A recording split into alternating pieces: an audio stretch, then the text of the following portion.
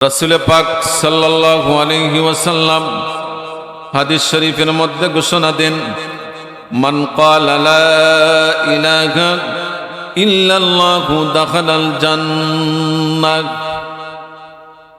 যারা ঈমান আনবে, কালেমা পড়বে, নবীকে স্বীকার করবে, এক আল্লাহকে বিশ্বাস করবে, আল্লাহর রাসূল বলেন তারা যখন ঈমান আনলো, ওই ঈমানের প্রতিদান হচ্ছে আল্লাহর তৈরি জান্নাত।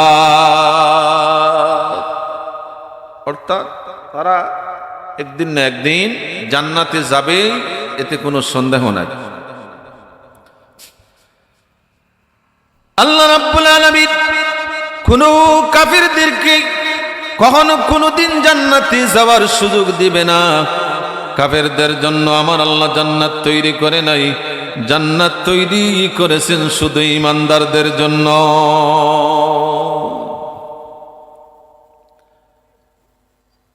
আল্লাহ রাব্বুল আলামিন কালামে পাকের মধ্যে ঘোষণা দেন, ওয়ালা ইয়াদখুলুনাল জান্নাতা হাত্তা ইয়ালিজাল জামালু ফি সাম্মিল খিয়াত। আল্লাহ রাব্বুল আলামিন জানিয়ে দেন, রে পৃথিবীবাসীরা জেনে নাও গো, আমি আল্লাহ তোমাদেরকে কখনো জাহান্নাম ছাড়া জান্নাতে যাওয়ার কোনোদিন সুযোগ দিব না। ওই দিন জান্নাতে তোমরা যেতে পারবে। কাফেরদেরকে লক্ষ্য করে আমার আল্লাহ আয়াতে কালেমা নাযিল করেছেন।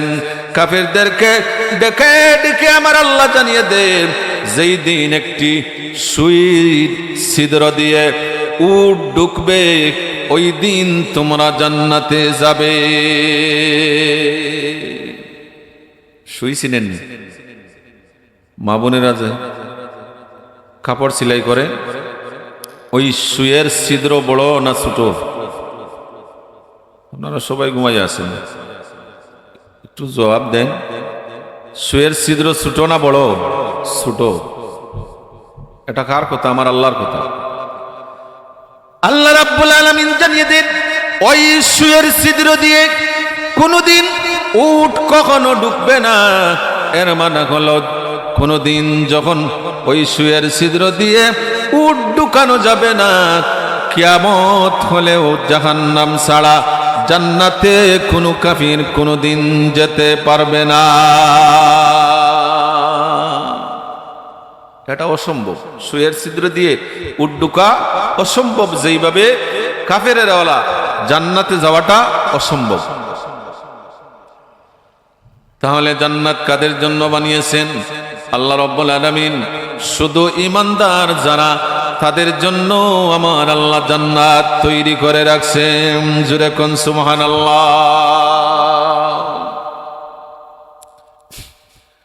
দুনিয়াতে কাফের মুশরিক যারা, ইহুদি খ্রিস্টান নাসারা বৌদ্ধ যারা, তাদেরকে ঈমানদারদের উসিলায় আমার আল্লাহ রিজেক দান করে।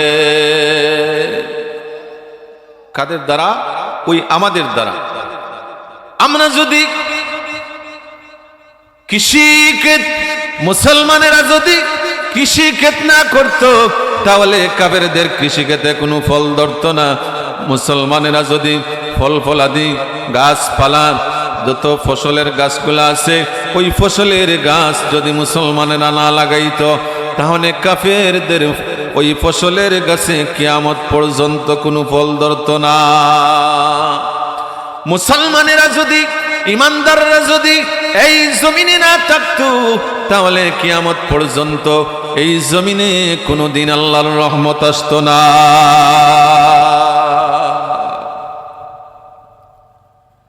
সবকিছু কার জন্য আসে? ওই ঈমানদারদের জন্য আল্লাহ রাব্বুল আলামিন এই জমিনে নাজিল করে। এই জন্য আল্লাহ রাব্বুল আলামিন জান্নাত বানিয়েছেন শুধু মুসলমানদের জন্য, ঈমানদারদের জন্য। আল্লাহ রাব্বুল আলামিন যখন হাসরের ময়দানে ডাক দিবেন, সবাই একত্রিত হয়ে ময়দানে হাসরের দিকে রওনা দিবেন।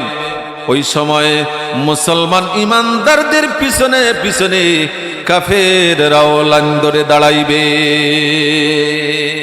কাতারবন্দি হয়ে তারাও পিছনে থাকবে। জান্নাতের গেট পর্যন্ত গিয়ে যখন পৌঁছিবে আল্লাহ রাব্বুল আলামিন ঈমানদারদেরকে ডাক দিয়ে বলবেন, এরা ঈমানদারেরা তোমাদের পিছনে কারা? তখন ঈমানদার যারা তারা বলবে, আল্লাহ এরা তো কাফের মুশরিক। আমার আল্লাহ জানিয়ে দিবেন, এরা ঈমানদারেরা তাদেরকে তাড়ায়া দাও, তোমাদের পিছনে কেন আসলো? আল্লাহ রাব্বুল আলামিনের হুকুম পেয়ে তখন ফেরেশতারা বলবে, তোমরা মুসলমান ঈমানদার যারা তাদের থেকে পৃথক হয়ে যাও। আল্লাহ রাব্বুল আলামিনের অর্ডার আসবে, ওয়ামতাজুল ইয়াউমা আইয়ুহাল মুজরিমুন। রে মুজরিম গুনাহগার যারা, কাফের মুশরিক যারা, ইহুদি খ্রিস্টান যারা, নাসারা বুদ্ধ যারা, তোমরা ঈমানদারদের থেকে পৃথক হয়ে যাও, আলাদা হয়ে যাও। আল্লাহ রাব্বুল আলামিন তাদেরকে তাড়ায়া দিবে। তখন কাফেরেরা বলবে, আল্লাহ কিভাবে, কেমনে গো আমাদেরকে তাদের নিকট থেকে তাড়ায়া দিলা? আল্লাহ বলবেন, তোমরা মুশরিক, তোমরা জমিনে থাকতে শিরিক করো, আগুন পূজা করো, মূর্তি পূজা করো, গাছের পূজা করো, তোমরা বেঈমান। তখন কাফেরেরা ওই সময় আল্লাহ রাব্বুল আলামিনকে দুকা দিতে চাইবে। আল্লাহ রাব্বুল আলামিন তাও জানিয়ে দেন, ওই সময় কাফেরেরা কি বলবে? কাফেরেরা বলবে, ও আল্লাহি রাব্বিনা মা কুন্না মুশরিকিন। সব কাফেরেরা একত্রিত হয়ে আল্লাহ রাব্বুল আলামিনের কসম করে বলবে, আল্লাহ তোমার জাতির কসম করে বলি গো, কোনদিন আমরা শিরিক করি নাই, আগুন পূজা করি নাই, মূর্তি পূজা করি নাই, গাছ পূজা করি নাই। আল্লাহ রাব্বুল আলামিন দমক দিয়ে তাদেরকে বলবেন, রে কাফিরেরা, জমিনে মিথ্যা বলতে বলতে আজকের এই আদালতে এসেও তোমরা মিথ্যা কি বলো? এই আদালত তো মিথ্যা বলার আদালত নয়, এটা হচ্ছে ইনসাফের আদালত, ন্যায় বিচারের আদালত। তখন আমার আল্লাহ ফেরেশতাদেরকে অর্ডার করবেন, আল-ইয়াউমা নাখতিমু আলা আফওয়াহিহিম ওয়া তুকাল্লিমুনা আইদিহিম ওয়া তাশহাদু আরজুলুহুম বিমা কানু ইয়াকসিবুন। আল্লাহ রাব্বুল আলামিনের অর্ডার পেয়ে ফেরেশতারা, ওই যে কাফিরেরা মিথ্যা বলতেছে, আমার আল্লাহ অর্ডার করবেন তাদের মুখে তালা লাগায়া দাও।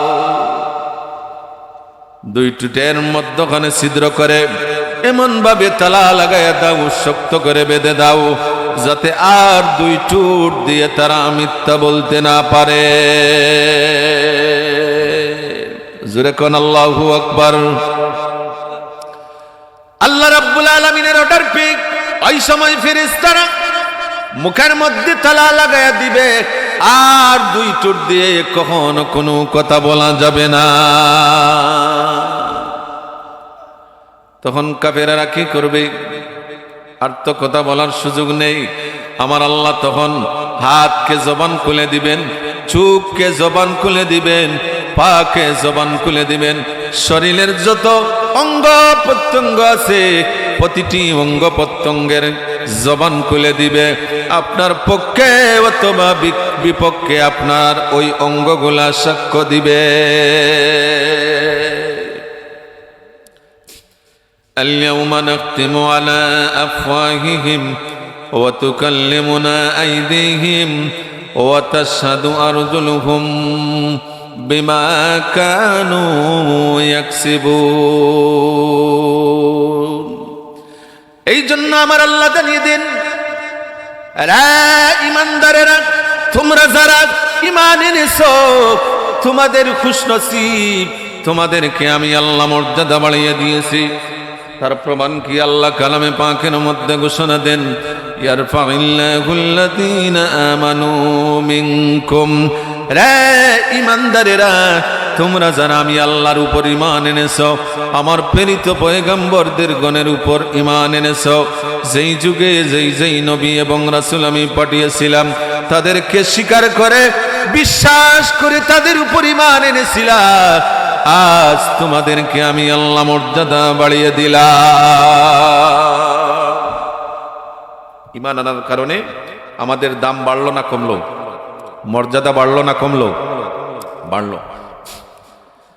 আল্লাহ রাব্বুল আলামিন জানিয়ে দেন, রে ঈমানদারেরা, শুধু তোমাদের জন্য আমি আল্লাহ জান্নাত তৈরি করে রাখছি, আর কোন কাফেরদেরকে ওই জান্নাতে কোনদিন আমি আল্লাহ যেতে দিব না। আল্লাহু আল্লাহ আল্লাহু আল্লাহ আল্লাহু আল্লাহু আল্লাহ আল্লাহু কাউকে বানাইছো খলিলুল্লাহ, কাউকে বানাইছো জবিহুল্লাহ, নূর নবীকে হাবিবুল্লাহ। আল্লাহু আল্লাহ আল্লাহু আল্লাহ আল্লাহু আল্লাহ আল্লাহু আল্লাহ আল্লাহু আল্লাহ আল্লাহু আল্লাহ আল্লাহু আল্লাহ আল্লাহু আল্লাহ আল্লাহু আল্লাহ আল্লাহু আল্লাহ আল্লাহ আল্লাহু আল্লাহ। আমার বন্ধুগণ, আল্লাহ রাব্বুল আলামিন কালামে পাকের মধ্যে জানিয়ে দেন, রে ঈমানদারেরা, তোমরা যারা ঈমান এনেছো তোমাদেরকে আমি আল্লাহ ঈমানের কারণে মর্যাদা বাড়ায়া দিয়েছি। ওয়াল্লাযীনা উতুল ইলমা দারাজাত, আর যাদেরকে আমি আল্লাহ কোরআন এবং হাদিসের ইলম দান করেছি তাদের মর্যাদার কোনো তুলনা হয় না। যাদেরকে ইলম দিয়েছে তাদের মর্যাদার কোনো তুলনা হয় না। আল্লাহ রাব্বুল আলামিন জানিয়ে দেন, আলেম যারা, হাফেজ যারা, তাদের মর্যাদার কোনো তুলনা হয় নাই গো। তাদের মর্যাদা কোনো জায়গায় সীমাবদ্ধ নেই,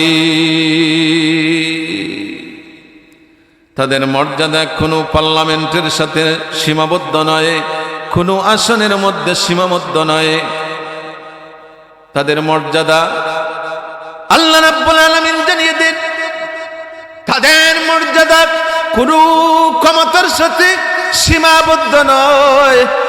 যারা এমপি হয়, মন্ত্রী হয়, দেশের প্রেসিডেন্ট হয়, তাদের মর্যাদা কতটুকু থাকে?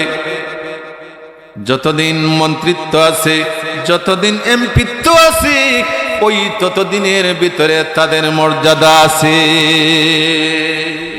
যখন ক্ষমতা শেষ, মানুষ কি করে? এমনও আছে কেউ অপেক্ষা করে জুতা পিটা করা, কথা ঠিক কিনা? যারা ক্ষমতা পেয়ে সম্মানী হই, মর্যাদাশীল হই, তাদের মর্যাদা, তাদের সম্মান ততটুকু পর্যন্ত বিদ্যমান থাকে যতটুকু পর্যন্ত তাদের ক্ষমতা আছে। যখন ক্ষমতা শেষ, তাদের আর মর্যাদা টিকে থাকে না। এতে আপনি বাংলাদেশের প্রেসিডেন্ট হন, ভারতের প্রেসিডেন্ট হন, যে কোনো ইউরোপ কান্ট্রির প্রেসিডেন্ট হন, যেই দেশের প্রেসিডেন্ট হন, আমেরিকার প্রেসিডেন্ট হন, লন্ডনের প্রেসিডেন্ট হন, ফ্রান্সের প্রেসিডেন্ট হন, যত সময় আপনি প্রেসিডেন্ট তত সময় আপনার মর্যাদা। যখন প্রেসিডেন্টটি শেষ, সম্মান আছে না নাই? শেষ, কথা ঠিক কিনা? কিন্তু আল্লাহ রাব্বুল আলামিন আলেমদেরকে এমন ইজ্জত দিয়েছেন, এমন সম্মান দিয়েছেন গো, যার তুলনা পৃথিবীর কোনো কিছুর সাথে হয় না। আল্লাহ রাব্বুল আলামিন জানিয়ে দেন, ওয়াল্লাযীনা উতুল ইলমা দারাজাত, আমি আল্লাহ যাদেরকে ইলম দিয়েছি তাদের মর্যাদার কোনো তুলনা হয় না।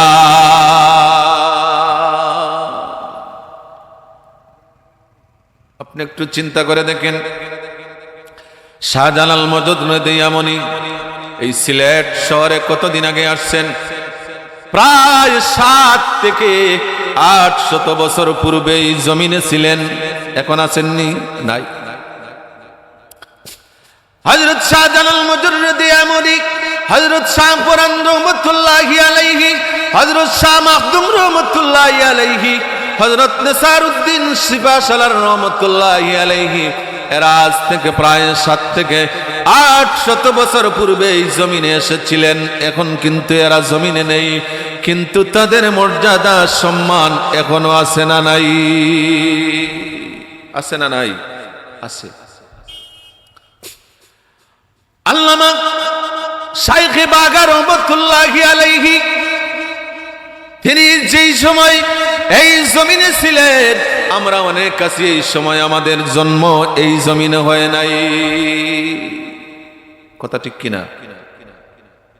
আল্লামা কৌড়িয়ার শেখ সাহেব রহমতুল্লাহি আলাইহি, বরুণার শেখ সাহেব রহমতুল্লাহি আলাইহি, আল্লামা ফরমুজুল্লাহ সায়দা রহমতুল্লাহি আলাইহি, আমাদের পীর ও মুর্শিদ আল্লামা সাহেব কিবলা ফুলতলি রহমতুল্লাহি আলাইহি, তাদের মর্যাদা কম না বেশি?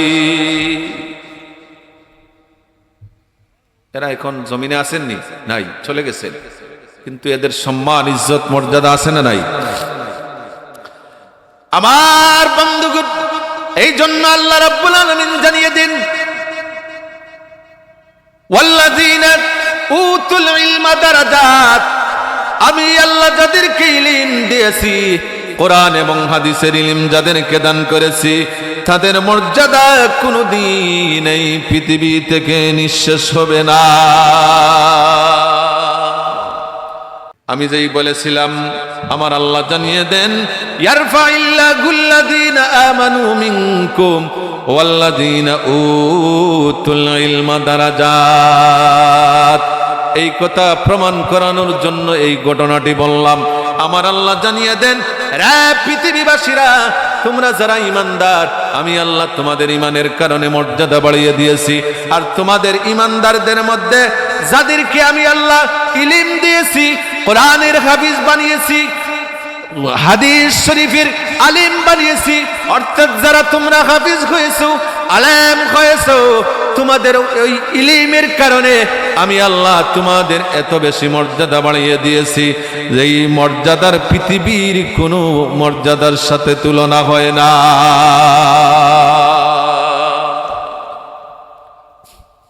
তাহলে একজন আলেমের মর্যাদা আছে না নাই? আওয়াজ দিয়ে বলেন, আছে না নাই? আছেন। মন্ত্রী, এমপি, দেশের প্রেসিডেন্টের চাইতেও একজন আলেমের মর্যাদা লক্ষ লক্ষ কোটি কোটি গুণ বেশি। একজন হাফেজে কোরআনের মর্যাদা লক্ষ লক্ষ কোটি কোটি গুণ বেশি। প্রমাণ দিব নি? শুনতেননি? প্রমাণ দিব, শুনবেন নি? আমার আল্লাহ আলেমকে, হাফেজদেরকে কতটুকু মর্যাদা দিয়েছেন, আমার নবী হাদিস শরীফের মধ্যে জানিয়ে দিয়েছেন। একজন হাফেজের মূল্য কত? রাসূল পাক সাল্লাল্লাহু আলাইহি ওয়াসাল্লাম বলেন, মান ক্বারা আল কুরআনা ফাস্তাযহারাহু ফাআহাল্লা হালালাহু ওয়া হাররামা হারামাহু আদখালাহুল্লাহুল জান্নাহ ওয়া শাফাআহু ফি আশরাতিন মিন আহলি বাইতিহি কুল্লুহুম ক্বাদ ওয়াজাবাত লাহুন নার।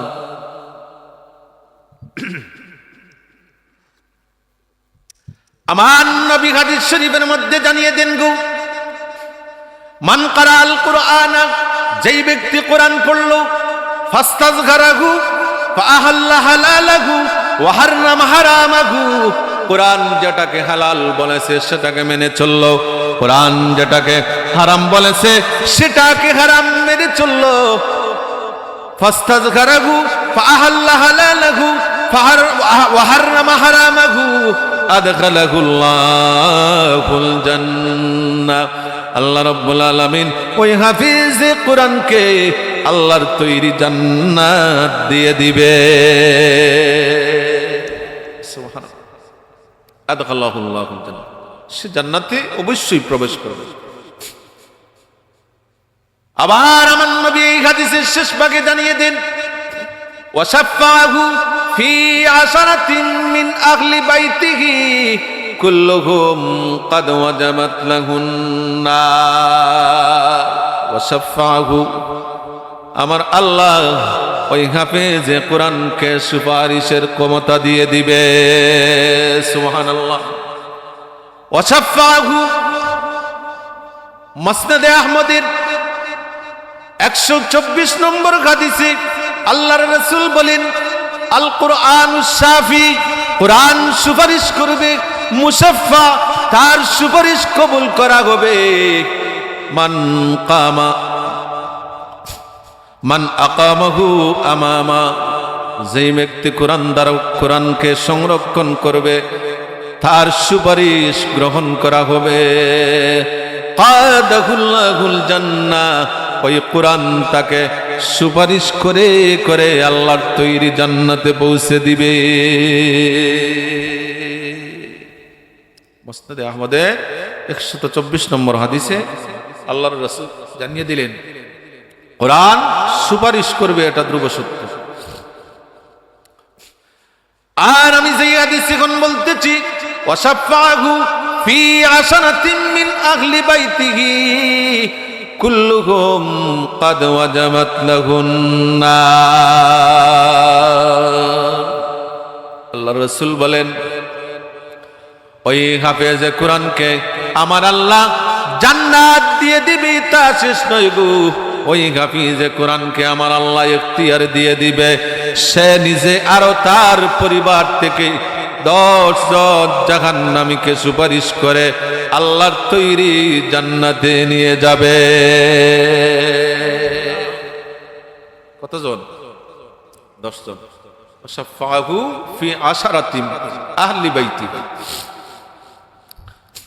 কুল্লুহুম ক্বাদ ওয়াজাবাত লাহুন নার।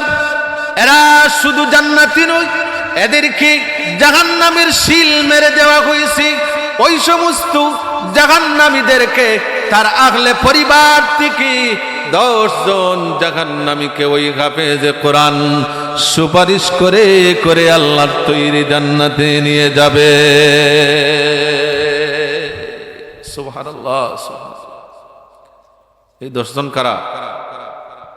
10 জন। এই 10 জনের মধ্যে প্রথম হচ্ছে মা বাবা। কয়জন? 2 জন।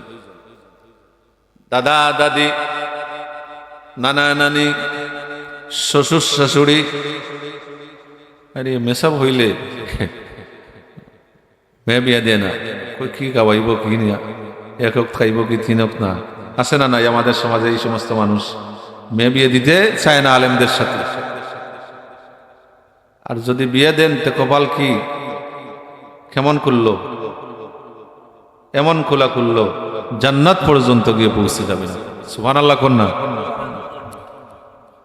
আলেমদের নিকট মেয়ে বিয়ে দিতে চায় না, আছে না নাই আমাদের সমাজে? সবাই না, কিন্তু কিছু কিছু মানুষের ধারণা আলেমরা নিজে খাইতে পারবে কিনা, আবার আমার মেয়েকে খাওয়াইবে কেমনে, এই ধারণা আছে না না? এটা ভুল ধারণা। আমার বন্ধুগণ, আল্লাহর রাসূল বলেন, ওই হাফেজে কোরআন তার প্রথম হলো মা বাবা, এরপরে হলো দাদা দাদি, এরপরে হলো নানা নানি, এরপরে হলো শ্বশুর শাশুড়ি। এই কয়জন হইল? 8 জন। নিবে কয়জন? 10 জন। আরো 2 জন কারা? যারা ওই আলেমদেরকে মহব্বত করেছে গো, যারা ওই আলেমদেরকে হাফেজে কোরআনকে মহব্বত করে করে করে নিজের বাড়িতে জায়গা দিয়েছে, খাবারের ব্যবস্থা করে দিয়েছি, লজিংয়ে থেকে থেকে ওই হাফেজে কোরআন হাফিজ হয়েছে।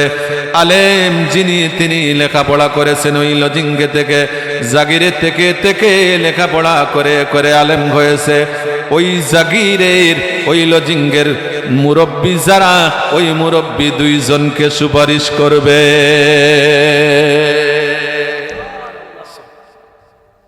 তাহলে যারা আলেমদেরকে জায়গা দিবে, খাবারের ব্যবস্থা করে দিবে, তাদের লস হবে না লাভ হবে?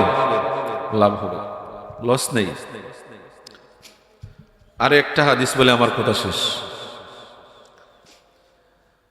আমার নবী আর একটি হাদিসের মধ্যে জানিয়ে দিন, ইকরা ওয়ারতাকি ওয়ারাত্তিল। আমার আল্লাহ হাফেজ কুরআনদেরকে কত মর্যাদা দিবে গো হাসরের দিন। একটু লক্ষ্য করে শুনেন, আমার নবীর কথা সত্য না মিথ্যা?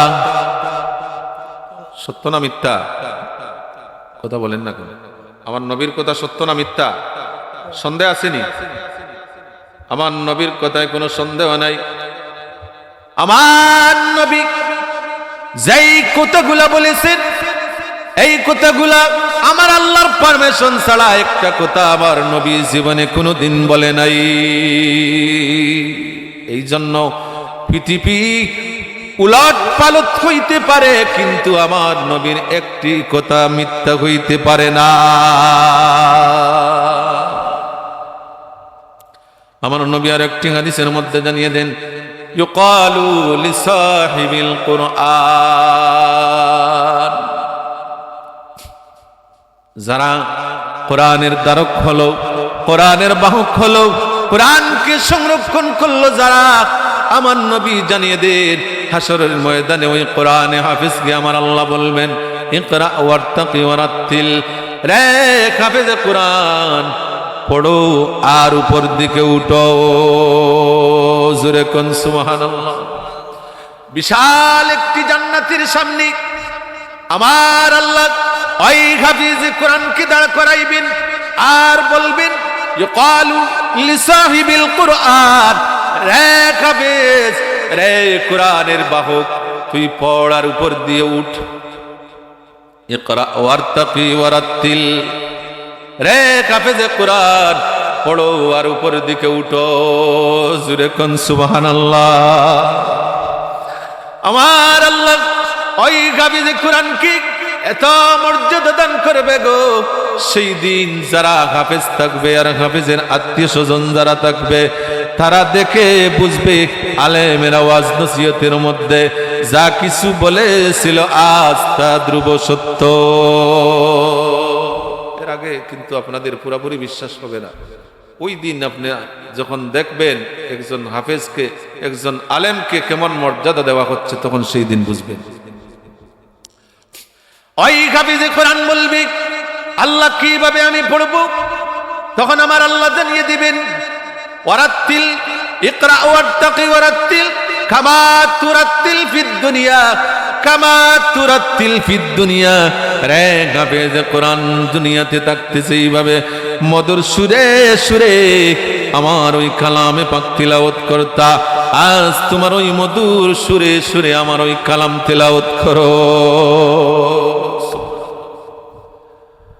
فإن منزلك عند آخر آية تقرأها। যেই জায়গায় গিয়ে তোমার শেষ হবে ওই তিলাওয়াত, ওই জায়গায় হবে তোমার শেষ বাসস্থান।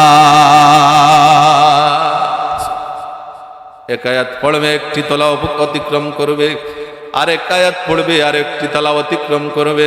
দুনিয়াতে আমরা একতলা, দুই তলা, 5 তলা বিল্ডিং তৈরি করতে সারা জীবনের পরিশ্রমের টাকা ব্যয় করি কি না করি? করিনি?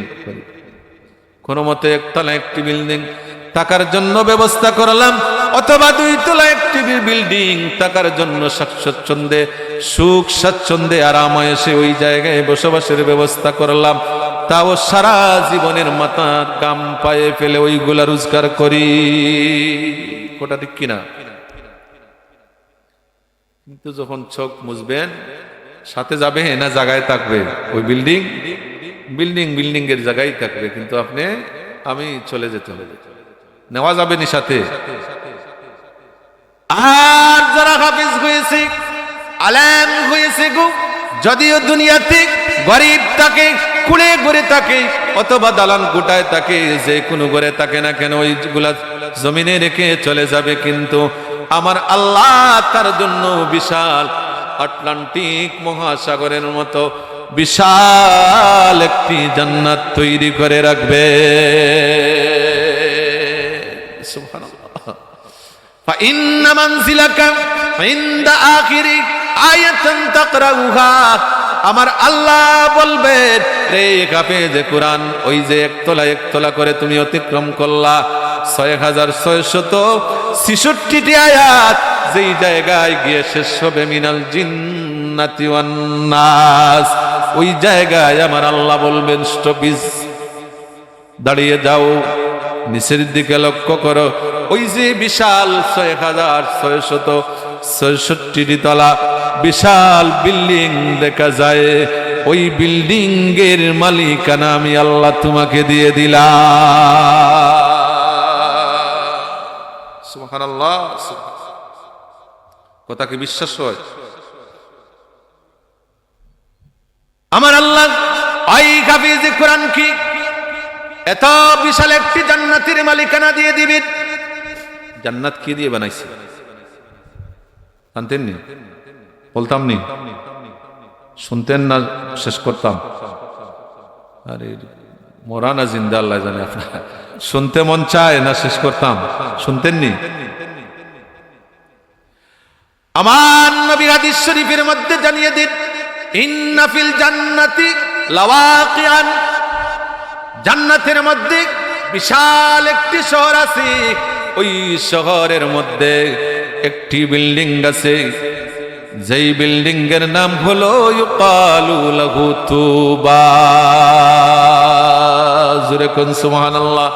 ওই বিল্ডিং এর নাম হচ্ছে তুবা। বিল্ডিং এর নাম কি? তুবা।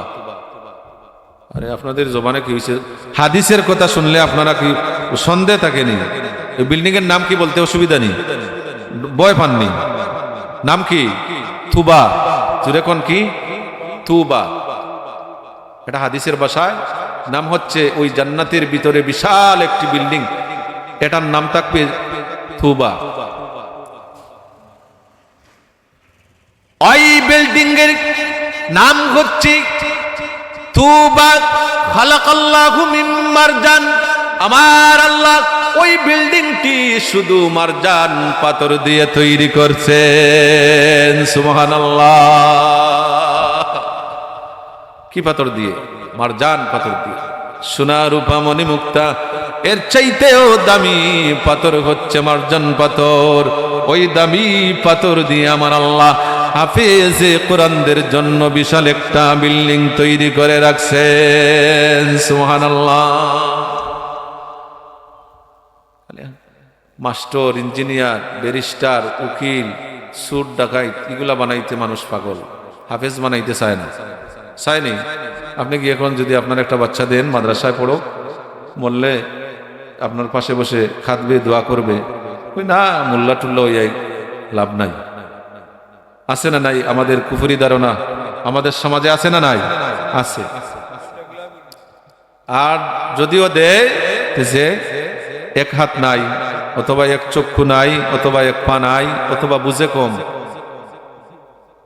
আতুর, লেংড়া, সিদা, এদেরকে মান্যত করে মাদ্রাসায় দিয়ে দিবে। কুরআন হাদিস কি আপনার বাপের কাল মিরাজ পাইছে না? তো সহজ নেই কুরআন হাদিস অন্বেষণ করা, এটা সহজ নেই। হাফেজ হওয়া এটা সাধারণ কথা নেই। রাত কা রাত, দিন কা দিন মেহনত করতে হবে। আলেম হইতে হইলে রাতের রাত, দিনের দিন পরিশ্রম করতে হবে, তখন আপনি আলেম হইবেন। সাধারণ কথা নেই আলেম আর হাফেজ হইবেন। এই সিধা লেংড়া খানা আতুর তারে নিয়ে দিলেন, তেড়া বাস সব কাজে লাগেনি, বেকা বাস সব কাজে লাগানো যায়নি, এক কাজে লাগে। কি কাজে? জ্বালানোর কাজে। আপনি তারে দিলেন, কি কাজে লাগবো? না হাফেজ হইব না আলেম হইব, সম্ভব না। যিনি চালাক, চতুর, বুদ্ধিমান তাকে দেন, তখন আলেমের বাপ আপনি হবেন, হাফেজে কোরআনের বাবা হবেন। দিলেন সিধা আতুর লেংড়া কানা, সে তো হাফেজ হবে না, কখনো সম্ভব হবে না। আলেম হতে পারবে না, তাহলে আপনি মান্নত করলেন কেন? কাজে লাগবে? থাকবে না। এই জন্য কোরআন হাদিসে তা সহজ নয়। একজন হাফেজে কোরআন, আপনি যদি সৌভাগ্যবান বাবা হইতে চান, আপনার একজন আওলাদকে মাদ্রাসায় ভর্তি করে দেন, হাফেজে কোরআন বানান, আলেম একজন বানান। আপনি কবরে যদিও গুনাহগার হয়ে কবরে যাইবেন, আমার আল্লাহ আপনাকে ওই কবর থেকে ওই হাফেজে কোরআনের মাধ্যমে হাত ধরে ধরে আল্লাহর তৈরি জান্নাতে পৌঁছে দিবে। আপনার কপাল খুলবে। আপনার একজন ছেলে, একজন মেয়ে অথবা একজন আওলাদকে যদি আলেম বানাইতে পারেন, হাফেজ কোরআন বানাইতে পারেন, আপনার মতো সৌভাগ্যবান ব্যক্তি আল্লাহর জমিনে আর হইতে পারে না।